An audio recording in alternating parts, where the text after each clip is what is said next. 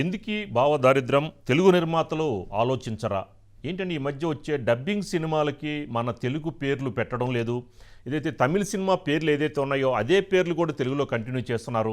మరి ఏదైతే తమిళ వాళ్ళకున్న భాషాభిమానం మన తెలుగు వాళ్ళకి లేదంటారా? ఎందుకని మన తెలుగు నిర్మాతలు ఆ విధంగా ఆలోచించటం లేదు?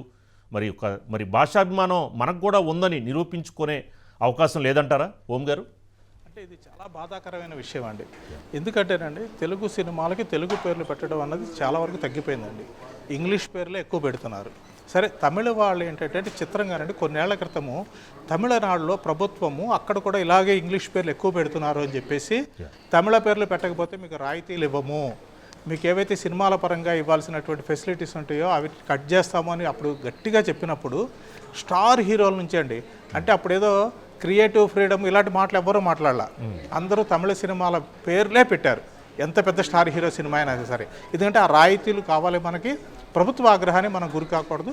రెండు సరే తమిళ భాష మీద ఎలాగో అభిమానం ఉంటుంది, అందుకోసమని కూడా అంటే కథ డిమాండ్ చేసి ఇంగ్లీష్లో పెట్టాల్సిన టైటిల్స్ని కూడా వాళ్ళు తమిళంలోనే పెట్టారండి. ఉదాహరణకు రోబో సినిమాని తీసుకుంటేనండి అక్కడ ఎంతిరన్ అని పెట్టారండి. తెలుగులో మరి ఆ యంత్రమనో ఇంకేదో పెట్టచ్చు కదా, తెలుగు వచ్చేసరికి రోబో అని పెట్టారు ఇంగ్లీష్ టైటిల్.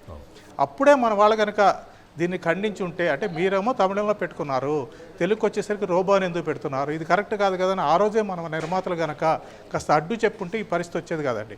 అప్పుడేమో మన డబ్బింగ్ సినిమాలకి తెలుగు టైటిల్స్ అవి పెట్టిన వాళ్ళు ఇప్పుడు యాజ్ ఇట్ ఈస్గా తమిళ టైటిల్స్నే రుద్దేస్తున్నారండి. ఇప్పుడు తంగలాన్ కావచ్చు, రాయన్ కావచ్చు, రజనీకాంత్ సినిమా అండి వేటయ్యాన్ అంటే వేటగాడు అని అర్థం, ఆ పేరుతో పెట్టచ్చు కదా, దానికి కూడా వేటయ్యాన్ అనే పెట్టేశారు.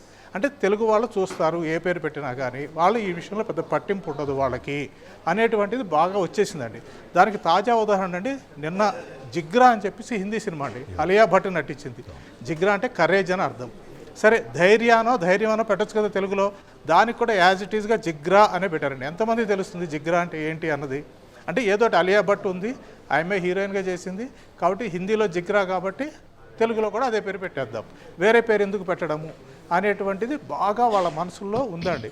ఈ విషయంలో తెలుగు అంటే తెలుగు నిర్మాతల మండలి కానీ ఫిలిం ఛాంబర్ కానీ కాస్త పూనుకొని, అయితే తెలుగులో డబ్బింగ్ రైట్స్ తీసుకునే వాళ్ళైనా కనీసం మా భాషలో పెట్టండి టైటిల్ అని గనక గట్టిగా అనకపోతే ఇక హిందీ సినిమాలు హిందీ టైటిల్స్తోనే చూడాల్సి ఉంటుంది, తమిళ సినిమాలు తమిళ టైటిల్స్తోనే తెలుగులో కూడా చూడాల్సిన పరిస్థితి వచ్చేసింది రాజుగారు.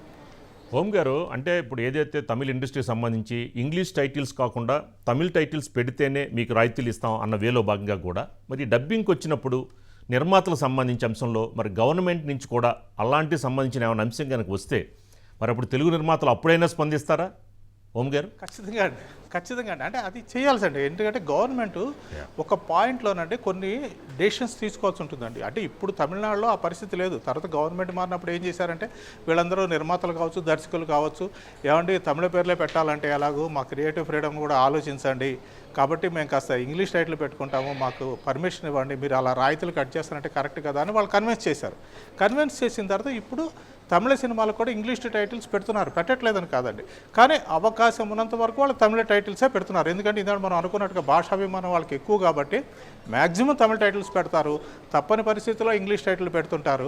కానీ డబ్బింగ్ చేసేటప్పుడు అండి, కనీసం ఇప్పుడు వాళ్ళ భాష వాళ్ళకి ఎంత ప్రధానమో తెలుగు భాష మనకు కూడా అంతే ప్రధానం కదా, కానీ వాళ్ళ భాషను వాళ్ళు కాపాడుకోవాలి తమిళాన్ని, తెలుగు భాష మీద మాత్రం తమిళాన్ని రుద్దడము ఇది ఎంతవరకు సమంజసం?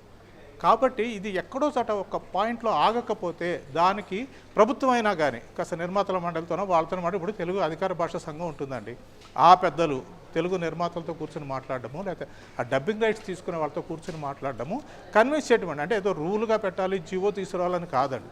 ఒక్కసారి కాస్త మీరు ఆలోచించండి. ఎందుకంటే ఇప్పుడు అధికార భాషా సంఘం వాళ్ళు జీవోలు తెలుగులో రావాలంటున్నారు, న్యాయస్థానాలు తీర్పులు తెలుగులో ఇవ్వాలి అని అంటున్నారు. అయితే అవి ఎంతవరకు అమలవుతున్నాయి అన్నది పక్కన పెడితే కనీసం ఏదో ఒక స్థాయిలో దీని మీద పుష్ చేసి గట్టిగా మాట్లాడకపోతే రేపొద్దున అసలు ఏ టైటిల్ ఎటు నుంచి వచ్చినా కానీ మనం భరించి చూడాల్సిన పరిస్థితి వస్తుంది రాజుగారు.